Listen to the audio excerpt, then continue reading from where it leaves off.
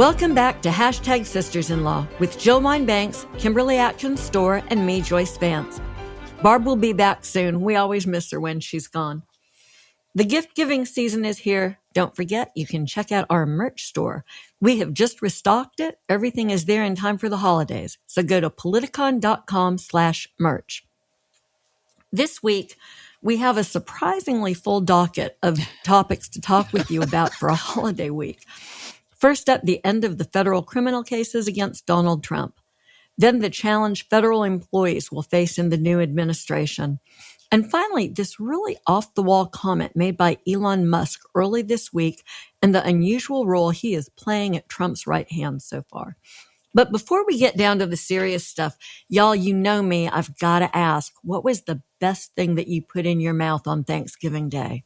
Kim? Oh, that's a good question. So I'm going to abstain from considering my own sweet potato pie, a picture of which I believe I posted online, and say it is my husband Greg's dressing recipe, which is a take on his mom's dressing recipe, but it includes homemade skillet cornbread as the bread and a whole bunch of other yummy ingredients and absolutely no form of nuts or fruit, which is crucial to a good dressing.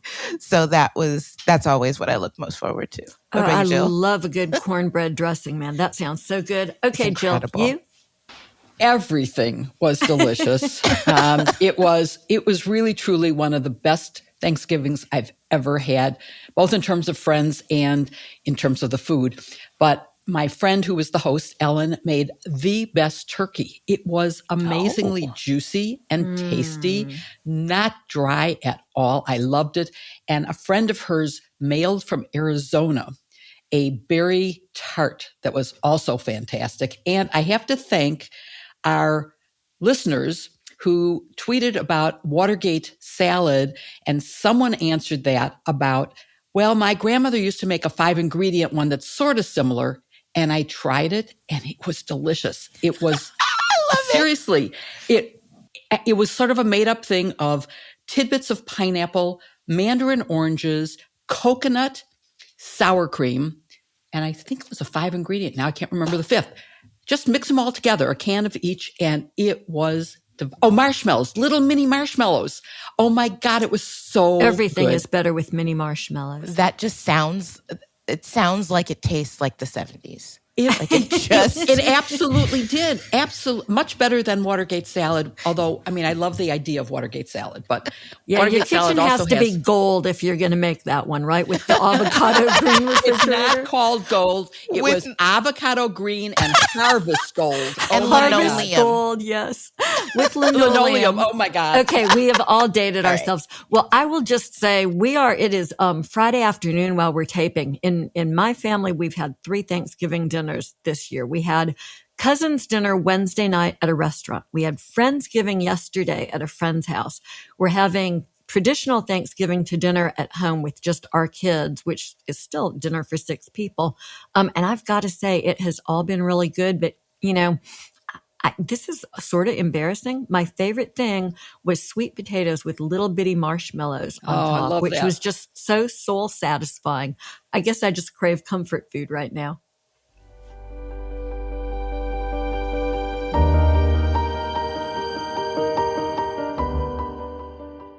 Great sleep is critical to success, and there's nothing better for sleep than a Helix mattress. I first heard about them when they asked to sponsor our show, but we're very selective on Hashtag Sisters-in-Law, and I wanted to try one out first. So I took the quiz to tailor my mattress to my sleeping style, and I got matched with the Helix Midnight Mattress. And that's what I'm still sleeping on to this day. I must have aced that quiz because I have been getting the best sleep of my life ever since. And after trying mine, I got Helix for my whole family. They love them too, maybe even a little bit too much. Sometimes they snooze through their alarms. It's interesting point, Joyce, you make about how we are very selective in our advertising. And that's right.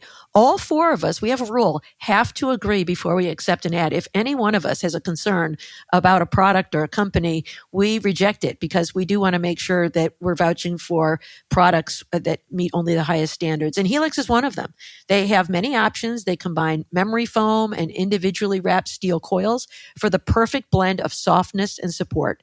There are even enhanced cooling features to keep you from getting too warm when the furnace is blasting or a heat wave hits.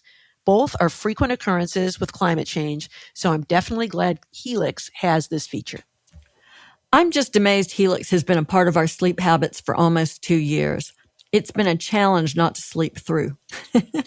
Making the switch is such an upgrade, and since we've started telling people about Helix, there have been so many stories of people seeing transformational improvements in the quality of their sleep on their wearable devices. My husband wears an Oura ring, and it tells him how good he's sleeping. He calls it the one ring that rules them all. His Oura ring really likes Helix. Add that to Helix's quick and simple setup and no-fuss trial policy, and it's an easy choice. This November, Helix has an incredible deal. Just for our listeners, you'll get 25% off site-wide and 2 free Dream Pillows with any mattress purchase. Helix is also offering a free bedding bundle containing 2 Dream Pillows, a sheet set, and a mattress protector with any Luxe or Elite mattress order. Don't wait. Go to helixsleep.com/sisters. Again, that's helixsleep.com/sisters. Look for the link in our show notes.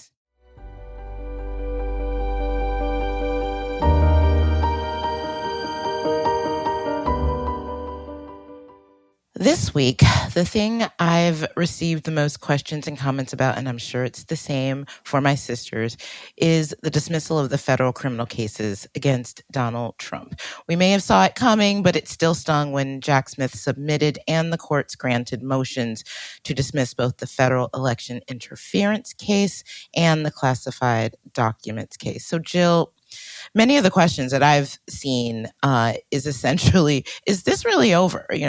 Can Trump ever be held accountable? Is it even possible? The cases were dismissed without prejudice, which means technically they can be tried again. But what does it mean realistically to you? Technically, you're right. It can be done. And, if you weren't in despair enough over the election results, I'm sure this put you over the ledge, or at least on the ledge along with Kim. Plenty of room. Literally. But I think, realistically, 2029 is a long, long way away. So it's hard to predict. But here's what it would require if it was to happen.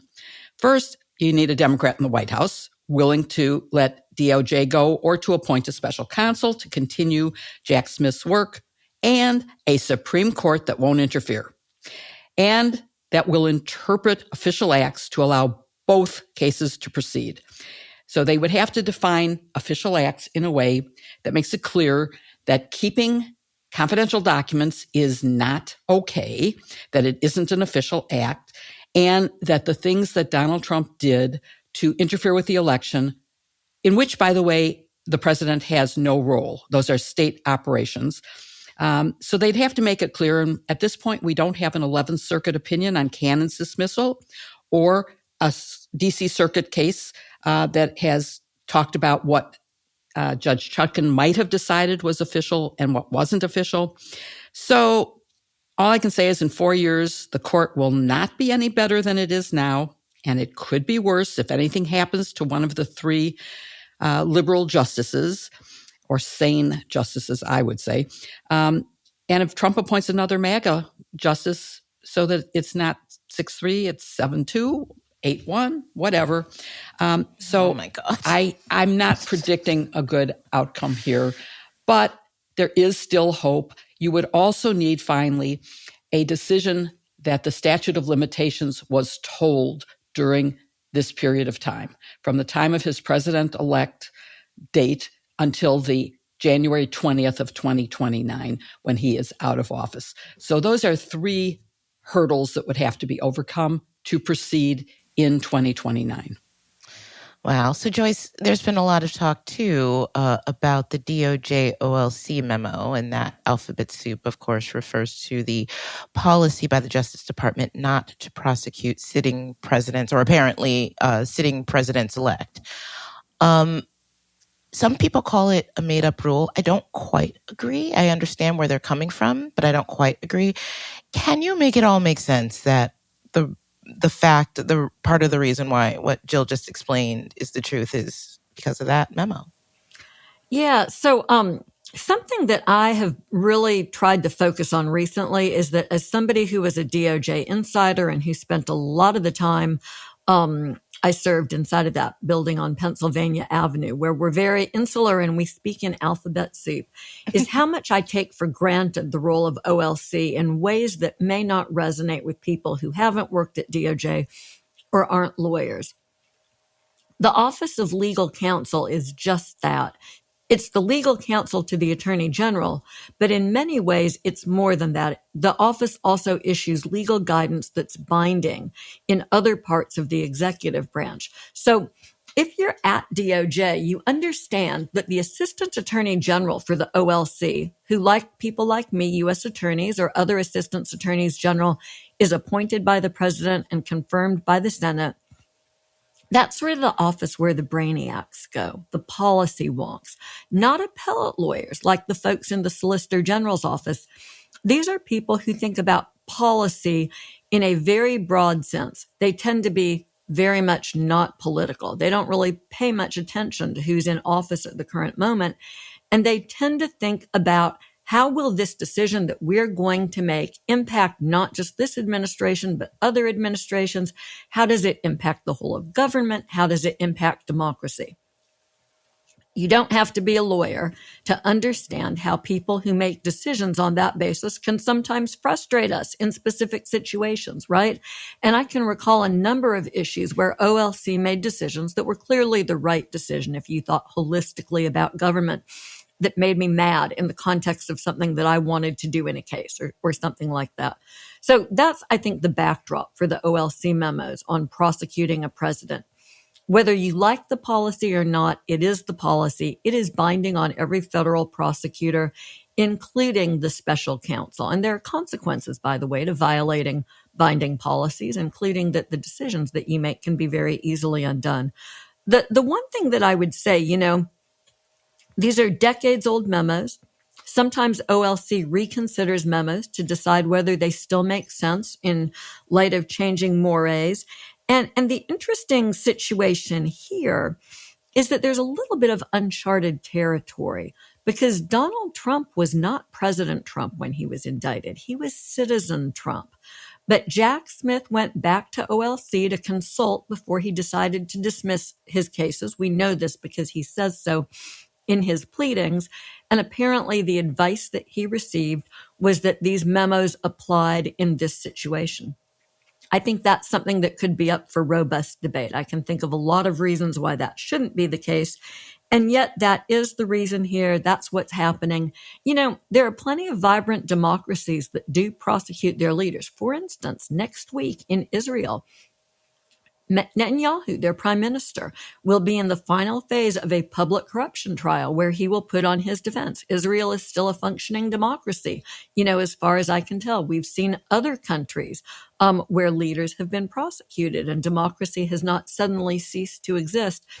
I think we are ripe to rethink this one. But again, we should do so in that very measured way that OLC does, thinking about not just Trump, but the whole of government.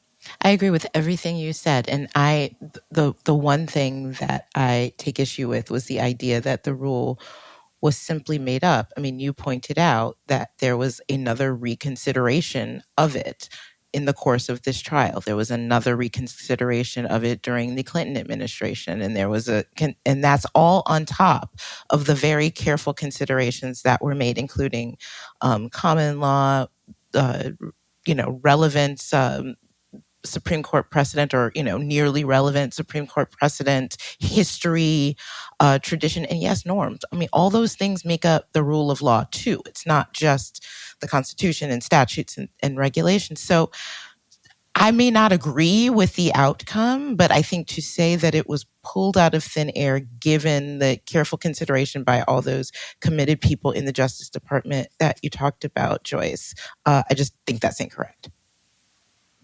Can I add something to that? Because I was the prosecutor who was first affected by this in 1973 when it was the first version of it came out.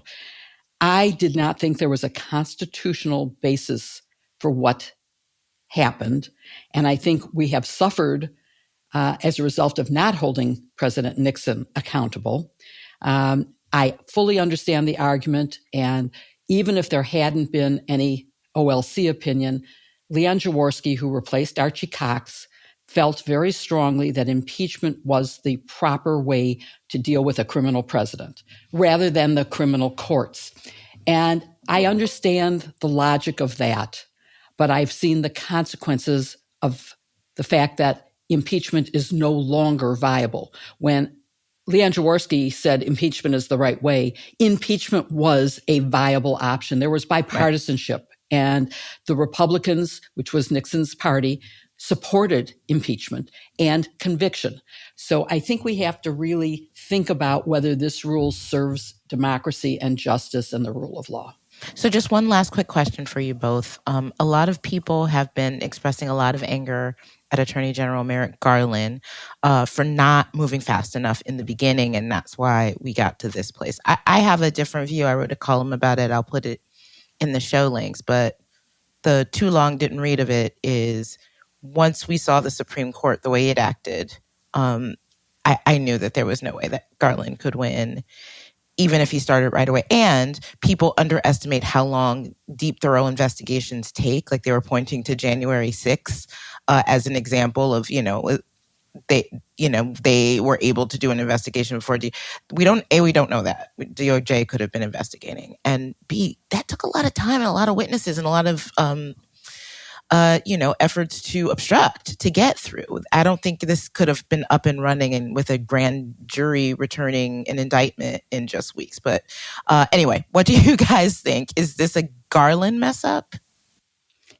Okay, so let me go first. I was less critical of him at first than maybe others were because I had seen Edward Levy take over after Watergate and restore credibility to the Department of Justice. And so I was willing to give Garland sort of a break and see what he was going to do. So I was holding off judgment when everybody else was ganging up on him. But I soon became critical because the facts demanded investigation. They were obvious. And I agree with what you just said. I'm not sure we would have had jury verdicts in any of the federal cases if he had acted sooner. And the thing is, we'll never know now. And so I wish he had acted sooner. What do you think, Joyce? Yeah, so, I mean, that's an interesting point, whether we should consider how Garland acted or didn't act in the context of how quickly the cases could have moved. I have a slightly different metric. I mean, my metric at DOJ was always that we should do the right things for the right reason in the right way. And that, to me, would have dictated immediately beginning to investigate Donald Trump for insurrection upon Merrick Garland taking office. And that would have been essential for the country, for the public, but also for Donald Trump to make a determination as to whether or not a grand jury wanted to charge him or whether there was nothing there to charge. I think it's not entirely clear whether or not that was happening from day one. There has been some suggestion, for instance, that Lisa Monaco, the Deputy Attorney General, was early on issuing subpoenas looking at some sorts of matters. By the same token, we did not see much of what I would have expected to see if there was serious investigation going on early. For instance, every time one issues a subpoena to someone like Donald Trump Jr., he jumps up and down in public and fusses about it. He would have been an essential witness to put in front of a grand jury to talk about what was going on ahead of that speech on the ellipse. Others who I would have expected to see go in front of a grand jury clearly did not early on. So Y'all are right when you say we could not have expected to see an indictment of Donald Trump in weeks. This is not a case like that. These sorts of cases take a long time to put together.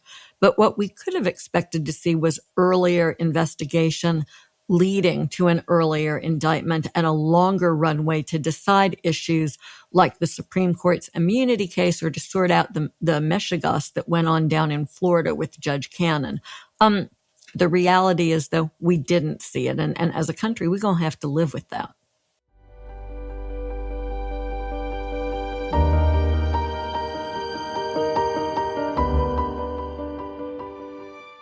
The holidays are almost here, so why not give your loved ones the gift of glow with Osea? Right now, we recommend Osea's Super Glow Body Set. It's a surefire hit for everyone on your list, even if they're hard to please. It includes 3 of Osea's best-selling body care products at an incredible value, packed in a box so beautiful you can skip the wrapping paper. It makes gifting easy, but it's so luxurious you'll want to grab one for yourself too. Don't wait, this limited edition is sure to sell out super fast. It's the perfect way to complete your self-care routine and reconnect with your body while you enjoy the iconic, all-natural, and uplifting scents. For me, that means going all out with an everything shower using the entire set.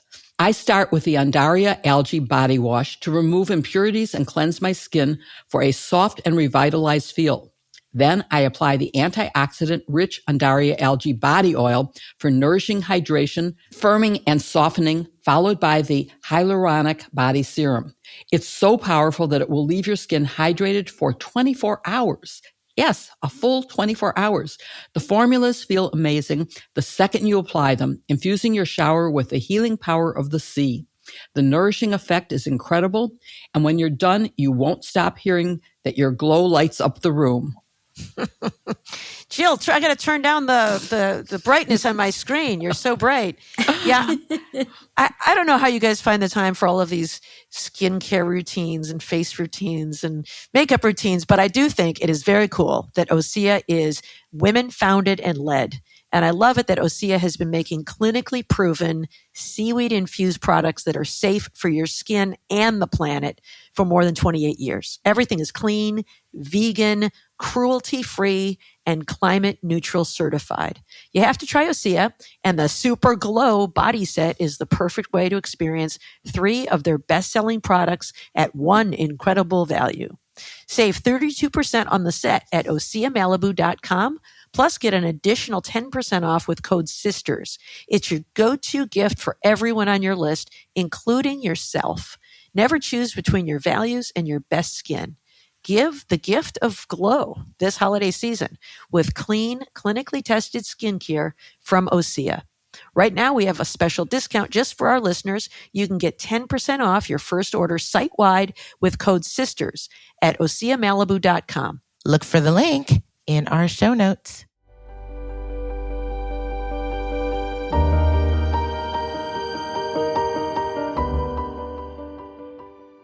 I had trouble deciding what topic I wanted to cover in this segment, misogyny in the Trump era, or what advice to give to government lawyers and other federal civil servants about staying or leaving in the face of threats from the incoming Trump administration. I decided that because the federal lawyers are going to have to make decisions pretty soon, not just lawyers, other civil servants, those with subject matter expertise in various agencies, whether they should stay under threat of being fired or prosecuted in order to protect our democracy, our system of justice, our health, our environment, education, civil rights, our liberties, everything, or should they leave? Those decisions will not be easy. It's their safety weighed against the public interest, but they will be made soon, so I decided that's what I wanted to talk to you both about.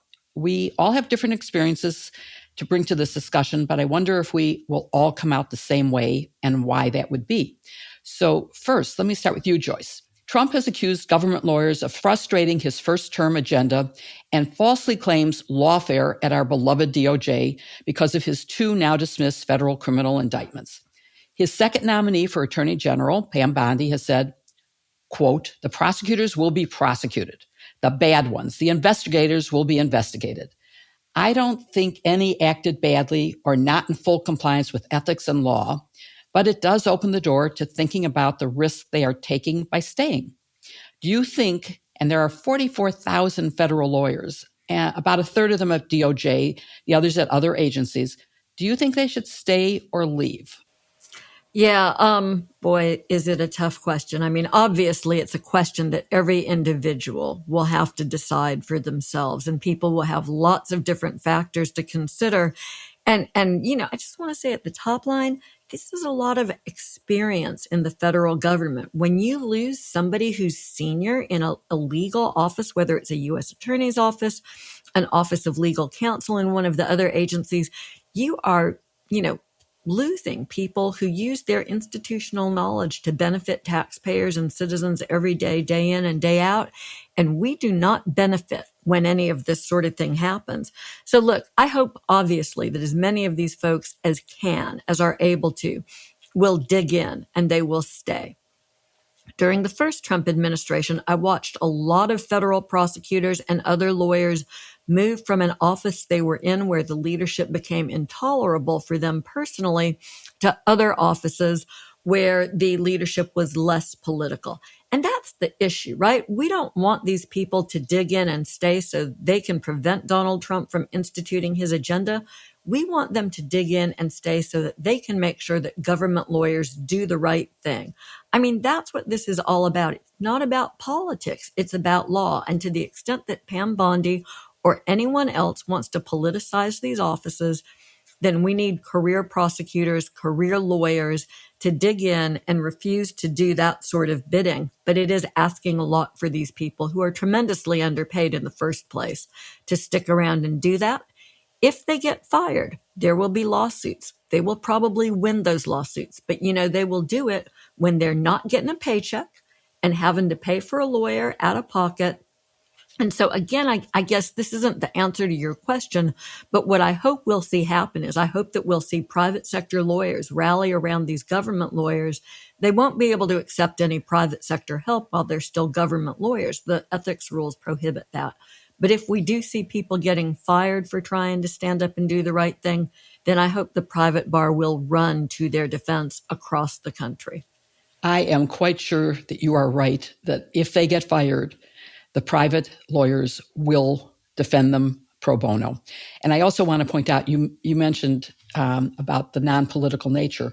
Only 400 of the 44,000 lawyers in the government are non-career political appointees. So it's I can't even figure out the percentage, but it's 43,600 are not And shouldn't we just say, by the way, to explain to people what that means, as a line prosecutor, I was career. Once I became the United States attorney, I was political. There is a top tier of lawyers at the Justice Department who have those sort of political jobs. Very few. Virtually everybody is career, and you will watch the career people time and time again roll their eyes at the political people and say, we are bees. We be here when they come. We be here when they go. And, those are the folks that make sure that DOJ is the Justice Department, no matter who's in the White House. Okay, let me ask you both a follow-up question, which is particularly focusing on the lawyers who worked for Smith, who are now facing threats of prosecution. Are they in a different category? Does it make a difference because of that threat? I think it does, certainly. It just adds on all the other considerations. So just talk first about what all the attorneys, whether you're career political or a part of Smith's team, they are facing the fact, if Project 2025 is to be believed, that as a way to better control the federal government, in addition to purging the folks that they don't want there, as a way to better control it, they are tightly limiting and controlling things like benefits, in things like paid leave, off time, overtime protection. I mean, they're really making it so that you really, really need to work there, and you really got to want to work there because you're going to get paid less, work harder, and have fewer protections. So if I were a lawyer, I'm like, well, that's not the job I signed up for. I would look for something else too. That plus the fact that they will be labeled deep state, which is something that could affect them in their careers or other things as they're trying to figure out just what to do. And then on top of that, people on this team, they will probably, I mean, who knows what will happen to them? Will they be doxxed? Will they be harassed? Will, at worst, attempts to prosecute them? I mean, it's really, really frightening, which is why overall, I think about this lawyer exodus. I do hope the private sector not only rallies around these folks for representation, I hope they hire them, because another point to be made is that people, particularly people with experience working in the federal government, they could, if they wanted, go out into the private sector, go to a law firm, go in-house, go somewhere and make like 3-4 more times what they were making at the government. They're doing this because they love it, because it's important. And those are going to be, if it comes down to it, the best employees these firms and private companies could ever find. And Joyce, in terms of, would it make any difference if the people who are specifically threatened, like those who work for Smith, would it make any difference to their being prosecuted if they voluntarily leave to protect their futures? And also in terms of timing, will they get better jobs if they leave voluntarily now instead of waiting to be fired? So look, I think if we're talking only about Smith's team, for one thing, let me just be really clear. None of those people have committed a prosecutable offense. Absolutely. That means that if they come doggedly after that, right? If they come after them, it'll simply be gloves are off. None of the rules apply. Breaking the rules to go after the prosecutors, right? And so I don't think anything that they do one way or the other impacts that. Now, there are a lot of fail-safes in the system that'll keep that from happening. For one thing, I think you're going to have individual prosecutors that are just going to refuse to touch these cases. But maybe Pam Bondi gets confirmed and maybe she brings in people who are, mission-sensitive Trump folks who go after them. You still got to get a grand jury to indict. You still got to get a judge to take your case seriously and not dismiss it for the harebrained, witch hunt that it is. You still got to get a petit jury to convict. So I think long term, these folks will never be convicted. It's unlikely that they'll even be charged. What they'll be is harassed and treated very, very badly. Most of them have components at DOJ to go back to. They weren't hired from the outside to work for Jack Smith. They were in other components. They will go back to those components before the administration changes. And the question is whether there will be an effort to fire them, to hand them out, to give them really crappy work, a time-honored strategy used during the Bush administration, frankly, was that some career folks that they wanted to get out of the department were just given really boring, pedestrian, meaningless work to do in hopes that it would run them off. So we could see some of that.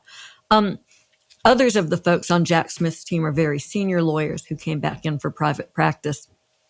They will just go back. Something that I have heard from a number of places outside of government is that they are gearing up to find jobs for these people. I've heard people say, I'm going to meet the moment and hire a set number of people that we weren't otherwise planning on hiring just to meet the moment. But boy, the notion of prosecutors being hunted and singled out because they engaged in righteous prosecutions. Jack Smith's cases were indicted by grand juries. They were considered by courts. Even the United States Supreme Court did not say boo about dismissing these cases as political witch hunts, right? So to come in and retaliate against these prosecutors, that is the stuff banana republics are made of. This has been a great discussion, and I just want to say we focused on DOJ and Jack Smith's team, but there are thousands, tens of thousands of lawyers in all the other agencies, and they help to protect us in the health, education, environment, DEI, civil rights, and they have the same issue ahead of them and whether they'll be able to continue to do their jobs. And based on my experience in Watergate, where Archie Cox said, do not quit, stay, don't give them what they want. I hope that they will have the courage to stay, and I didn't face the threats that they face. So it's easy for me to say it will be harder for them.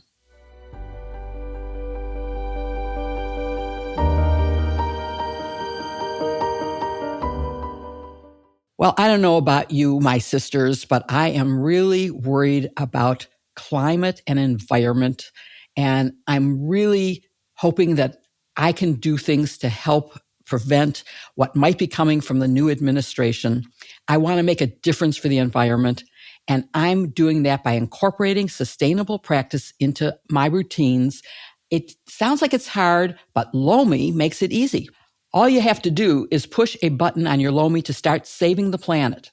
So this holiday, you can avoid a lot of waste and you can give the gift of less trash, a cleaner kitchen, and a smaller carbon footprint to anyone in your life looking to go green with a Lomi. I love Lomi. If you haven't heard yet, Lomi is a countertop electric composter, and it turns organic waste like food scraps into nutrient-rich dirt in just hours. It's so convenient when I've just cooked a big meal and I know I have a plant that needs fertilizer. It runs quietly, it's just incredibly quiet, and your house produces a lot less trash so that you won't have to make the long, windy walk out to garbage cans. And it's a free source of food for my garden. I love Lomi because it's super easy to use. Just toss in your leftovers and wait. I can run it overnight so that when I wake up, it's ready for my plants. And they seem to love it. They all look healthier than ever. With Lomi, you won't have to feel so guilty about throwing away extra food, especially after having tons of people over for the holidays. Now, everything is either eaten or transformed into Lomi earth instead of getting shipped off to a landfill. That's so important because overflowing landfills aren't just gross. The methane they produce is a big problem for our cities and the planet. With a Lomi, you'll feel great knowing that you're doing your part for the environment and cutting your carbon footprint. Plus, your kitchen will look great too. Thanks to Lomi's modern and sleek design, it's the perfect addition to any home, and it makes a great green gift too. If you are ready to start making a positive environmental impact and make cleanup a breeze, Lomi is exactly what you need. Head over to lomi.com/SIL and use promo code SIL to get $50 off your Lomi. That's $50 off when you go to lomi.com/SIL and use promo code SIL at checkout. Say goodbye to food waste and hello to a cleaner, greener kitchen with Lomi. With the holidays coming up, Lomi makes the perfect gift for someone on your list. Look for the link in our show notes.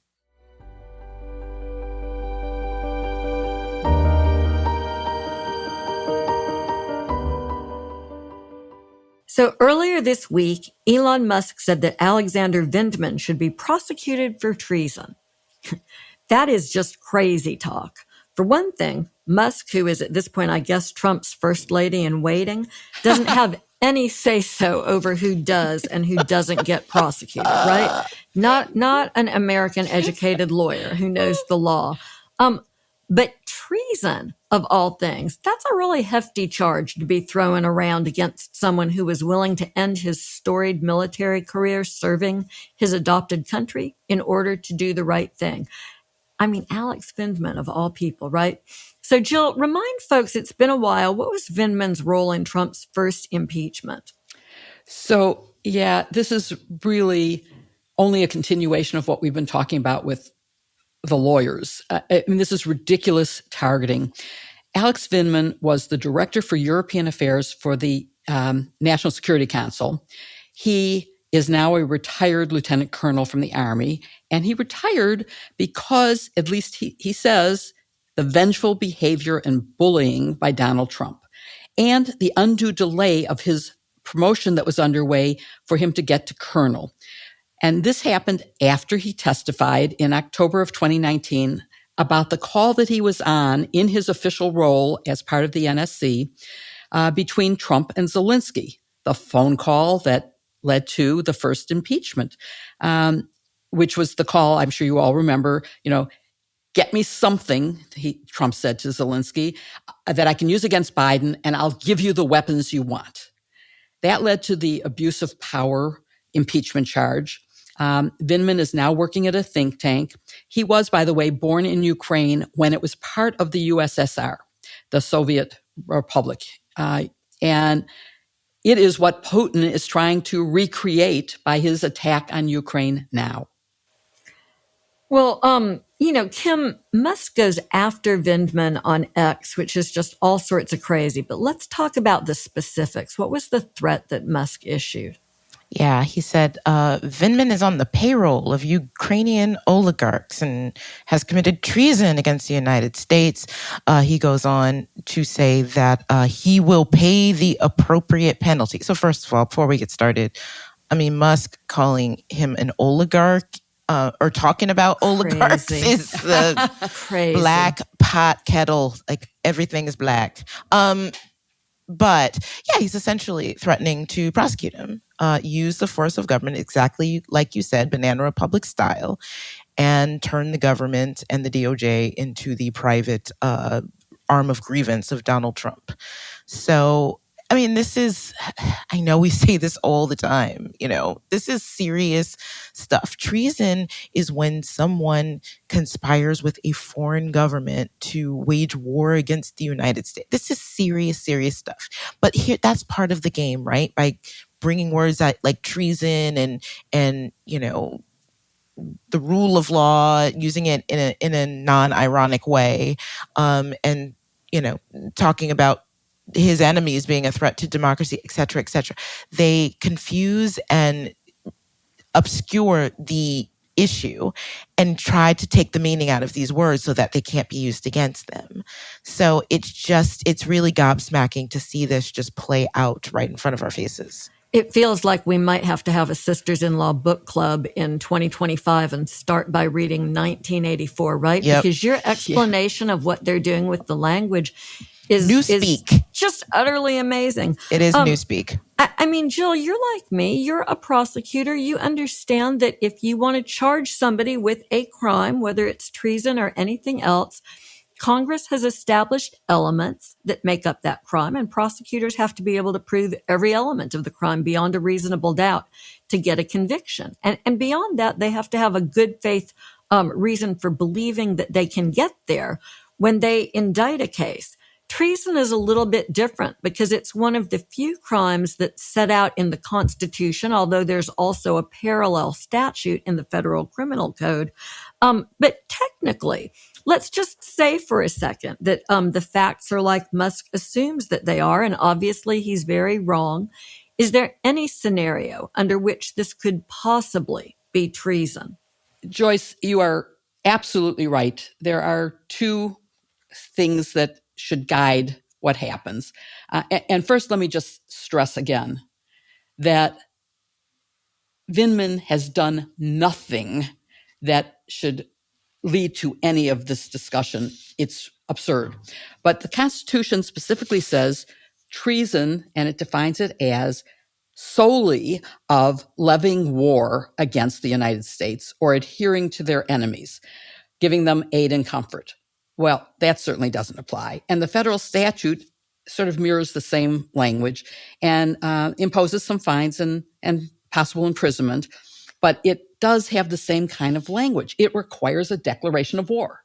And as far as I know, there has been no declaration of war. So you cannot even possibly consider bringing a charge of treason or any other charge for having done his proper role as a whistleblower. It really is crazy. Aside from the fact that there's probably a statute of limitations problem, right? I'm just thinking out loud here. The federal statute of limitations is 5 years, unless the treason statute is different for some reason. But certainly for any other sort of violation, they would try to come up with. The statute of limitations has already run on this sort of thing. And this, to the point you started out with, Jill, saying that this ties into the prior topic and this notion of people just being harassed and bullied and threatened. This really paints a target on Alex Vindman's back in a way that I think is really, in many ways, emblematic of what we're about to see out of this administration. Kim, even if Vindman is never charged, never convicted, even if this is all we hear of it, how dangerous is this sort of commentary from somebody in Musk's position? And also, what do you take away about this odd sort of role that he appears to be set up to play in the next administration? I mean, this is such an important point. He is not and has never been a government employee. Whatever role he is set to play is something that has never existed or been contemplated by previous administrations. We don't even know what it is. We don't know if Elon Musk is the funder of Donald Trump's dark money transition. This is why we have ethics and national security laws, is to keep people who we don't know whose interests they have at heart from having their hands on the levers of federal government. Look at what Elon Musk is doing with absolutely no vetting, no official role, no formal role whatsoever. He's already basically announcing how he's going to run things. That's insane. People should be gobsmacked by that. I mean, it's just unbelievable. Right. This is the guy who broke the public square, who broke Twitter, which was phenomenally helpful in getting out true facts ahead of the 2020 election. And Musk broke it, and now he's going to play this undefined role in government. Trump, as you point out, Kim, this transition has never signed the memos of understanding with the Biden administration that would give the public access to reporting about who's funding it, which means, and by the way, this is like one of the only loopholes, this drives me nuts, where you can actually have people who aren't American citizens donating, right? For virtually everything else, foreign donations are prohibited. So now this Trump administration is being set up by people unknown to us, whose interests are unknown to us, and who may have nothing to do with benefiting American citizens. So thanks, Elon.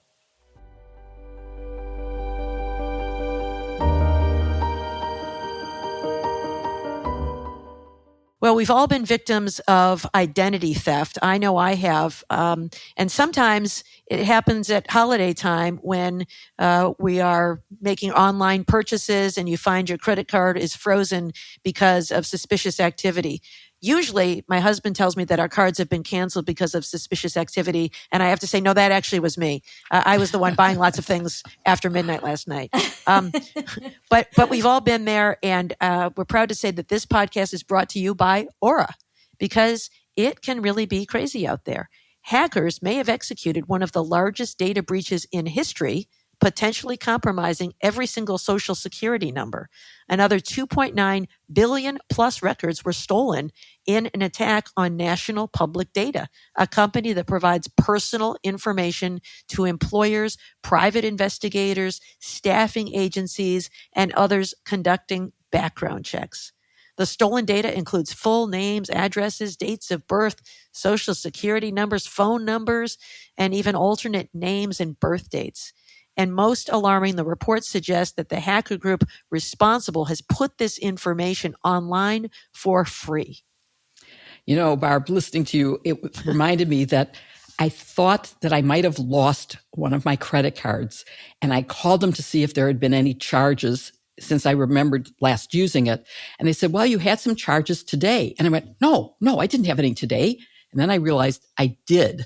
It was in the period between like 2 and 3 in the morning, but it was that day. So it was a time to think about how valuable having something like Aura is. If safeguarding personal information wasn't a priority before, these incidents should serve as a critical wake-up call. The risks to personal security have never been more severe. That's why we're thrilled to partner with Aura. Aura offers comprehensive protection by monitoring the dark web for users' phone numbers, emails, and social security numbers, then delivers real-time alerts if suspicious activity is detected. Additionally, in the event of a worst-case scenario, Aura provides up to $5 million in identity theft insurance to give you and your family a robust safety net.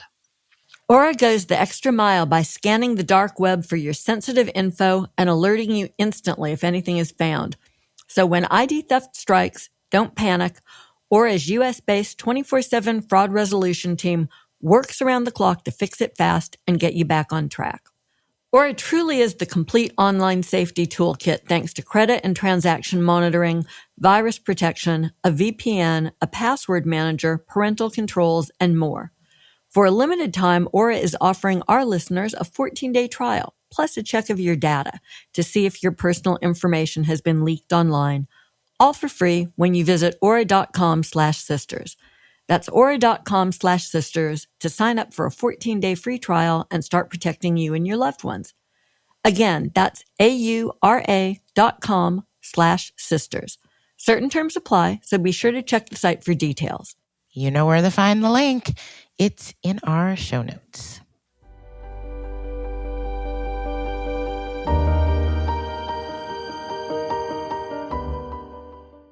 So now we're at the favorite part of our show where we answer your questions. Like always this week, we had a lot of good ones to pick from, but please keep an eye on our social media feeds, which these days means Blue Sky and Threads. We'll try to get to as many of your questions there as we can throughout the week. And of course, in the meantime, if you've got questions for us, please email us at sistersinlaw@politicon.com or tag us on social media using hashtag sistersinlaw.